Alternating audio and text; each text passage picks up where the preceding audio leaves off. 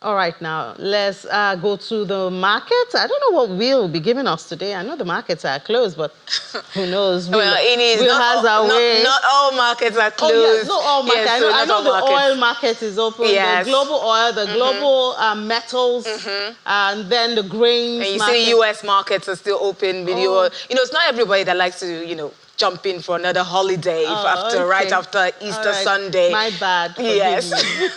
So we're just going to be seeing, though we saw some very good numbers coming in from the U.S. They closed strong for the first quarter. After the inflation. Yes, first quarter. And they're starting off on a good note for the second quarter. Nigeria, depreciated, for the Don't week. worry, we'll be But let's just see how, it was a fine. holiday shortened week. Let's just see how they bounce back. Exactly. And, recover those losses that they made and see how second quarter is going to be doing for them. Tomorrow, those numbers are going to be coming in and we'll see how they perform. Yeah.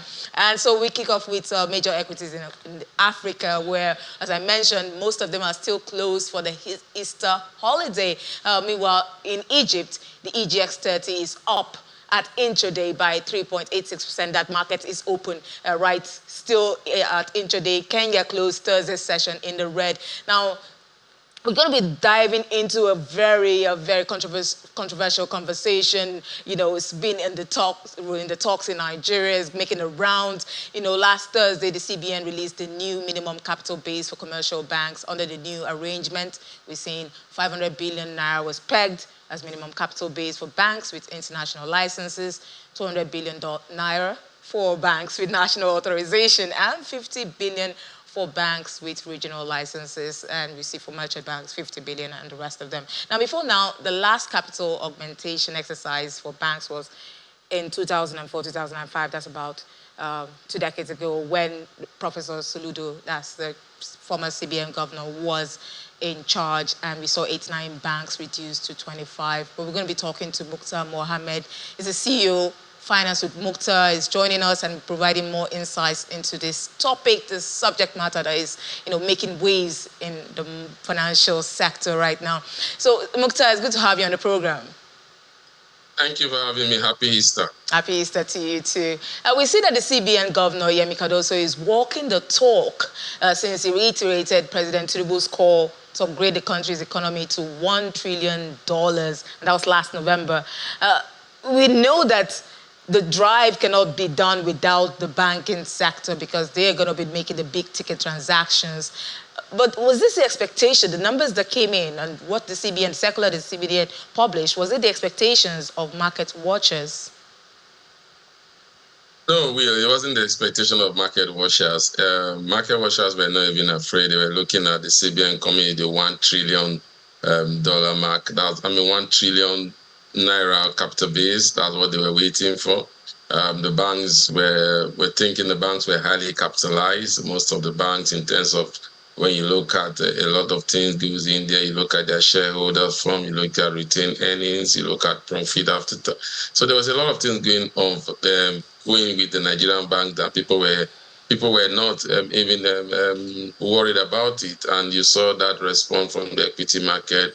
There was no any fear about what was going to happen because they knew that the banks are highly capitalized. And the CBN also alluded to that by saying Nigerian banks are still very strong. So it was not a shock per se to the bank, even if some banks were already looking at beefing up their capital base. They've already informed the market. Access Corporation, the owner of Access Bank, have done that. GTCO, we had an information from that they will be doing that very soon, even before the CBN came up with it. So not really a shocker to the banking sector, but maybe the financial sector or market watchers. Maybe the way they are about to go about it, that's where there will be a lot of challenges. But, there's a catch to this, though.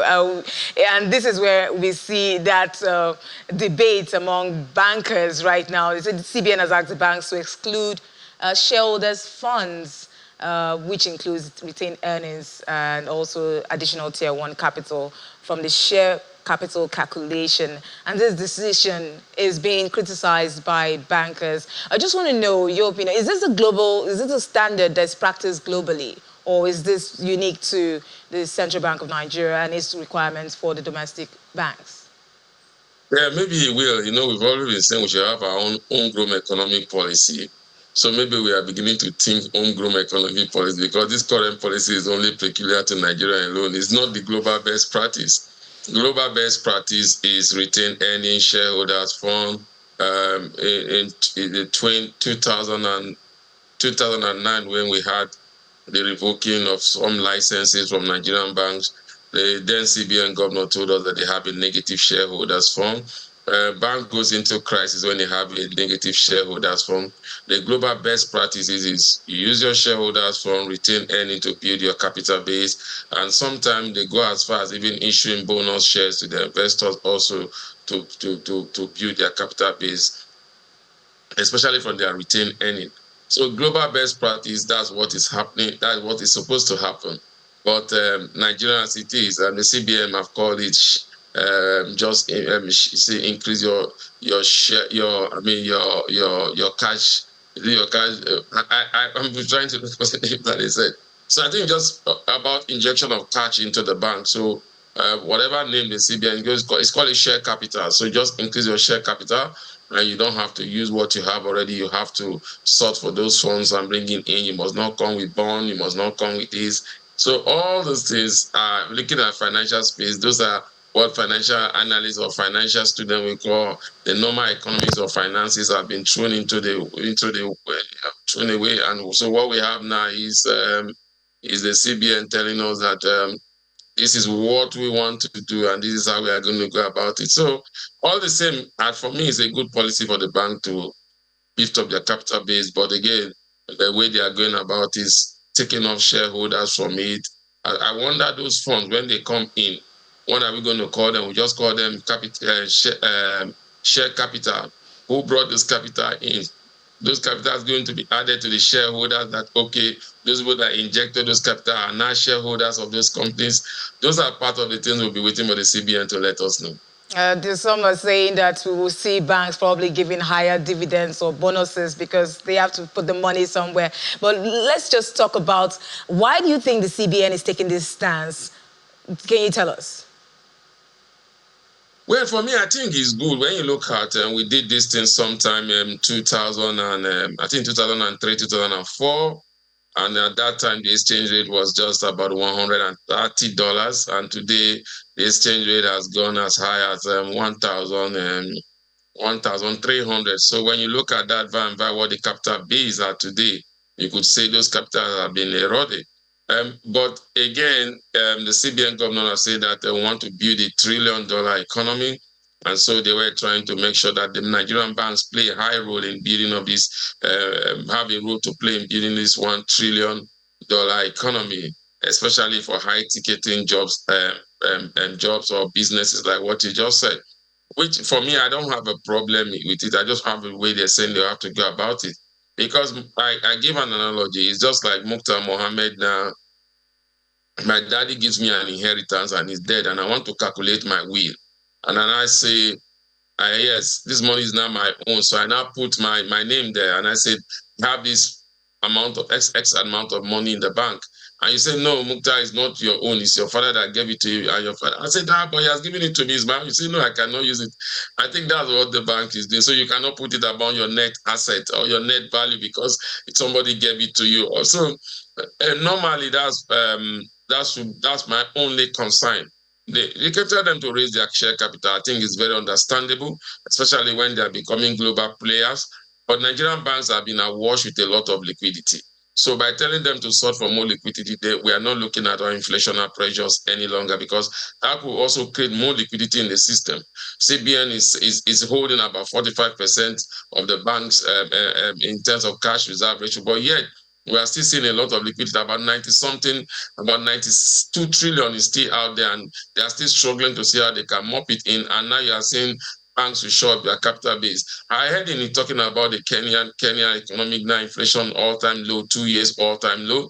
We need to learn from them, because what they did is not rocket science. Reduce tariff on major goods that household item use, balance your exchange rate, and look at how their inflation have drastically come down. So sometimes we say we don't need to do copy and paste, and I'm sure maybe the CBN has been listening. They say, no, we don't want copy and paste. We're looking at the precarity of our own bank. That's why we're doing what we are doing. unless they are trying to tell us that the banks are not being truthful with their retained earning. In fact, I give an instant, Access Bank have an earning per share of 17 naira 40 kobo, and they are just paying their shareholder 1 naira 80 kobo. So you want to say that the remaining earnings will just be kept there for what? Just to be paying shareholders for or expansion projects. So I still waiting for clarity from the Central Bank of Nigeria. Yeah, so we just know that they've been given 2 years to, raise this money to meet up with these requirements. But how do we expect these banks? Some are thinking, how are banks expected to raise this new capital of about, say, 3 trillion to 4 trillion, especially in this high interest rate environment that is looking like it's crowding out the private sector? Well, I can tell you for sure that it won't be a problem for Nigerian banks raising this money. I can tell you that they had their plans and they are going to raise the money. It's not going to be a problem with them raising this capital base. They are one of the strongest in Africa.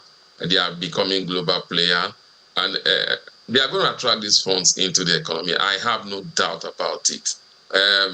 Some of these banks are highly liquid, especially the tier 1 banks. We may have challenges with tier 2 banks or regional banks, but they might just think to transform into national bank because, again, they will have those funds there. We attract a lot of investors. The good news is, hopefully, maybe the banks will be looking for foreign investors to show up their capital base by bringing in FX into the economy. Because when you look at 500 billion and you look at Nigerian exchange rate as it's just barely, maybe barely $600 million, I don't think that should be a challenge to the Nigerian bank. My own challenge is that banks or the stock market has been a place for wealth creation, wealth creation and wealth distribution. So what we'll see now, we might have a lot of major players just taking up those banks, buying up those shares because they have the liquidity, especially foreign investors, and then Nigerian investors might not enjoy it any longer because the banks will be highly owned by most of these foreign investors. And my fear, maybe a lot of Nigerian politicians also will be the ones owning some of these banks because they are the ones that will have the resources to begin to buy shares of this bank. Even if the CBN say in 2 years' time, and you're saying in 2 years' time, and why are you telling the banks to come up with a plan by the end of April?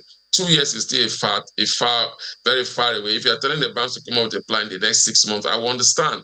But you're telling them that they should come up with a plan by the end of April, and you said the capitalization branch is going to take 2 years. So there's a lot of clarity. It seems to be like there's a lot of things that the CBN are not telling us that they know. So let's wait for the coming days. Like I said, this news came out sometime on Wednesday, Thursday, and then we went on public holiday. So we are still waiting for the CBN to give more clarity on it.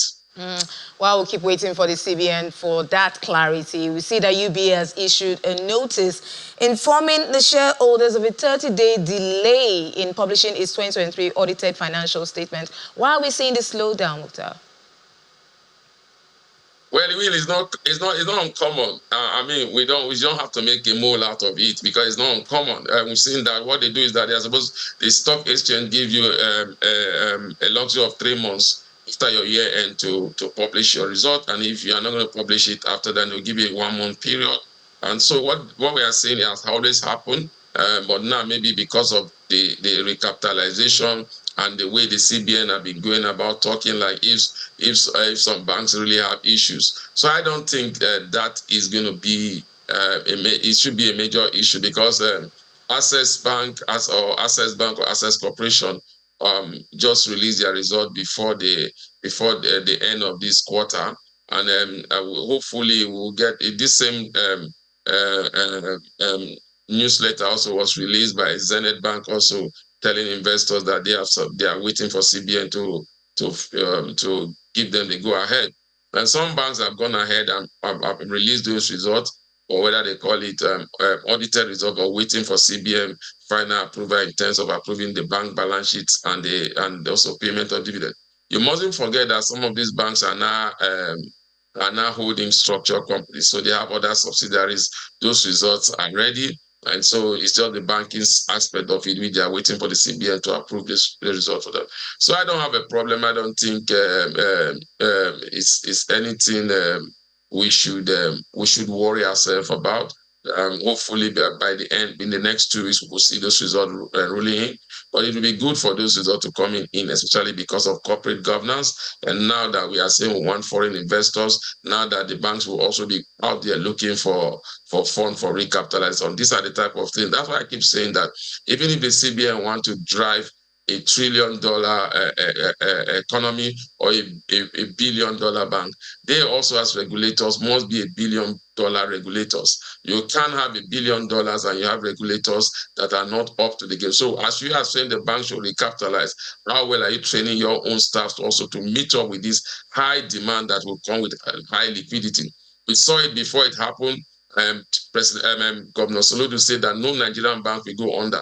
But because they were awash with liquidity and the regulators were not up to the game, we saw what happened. Banks were involved in a lot of ticketing deals that they were not supposed to be involved in. And we saw what became of that. It took the intervention of Lamido Sanusi, Lamido, and also the creation of AMCOM for us to even have some banks still standing. So as we are pursuing the banks, as you are telling the banks that the banks should recapitalize, you should also be looking at manpower to make sure that you are able to monitor these banks, especially when they will be awash with a lot of liquidity. Yeah, so CBN has to up their game when it comes to the oversight that they have over the banks. Thank you so much, Mukhtar Mohammed, CEO, Finance with Mukhtar, for sharing your insights on Business Incorporated.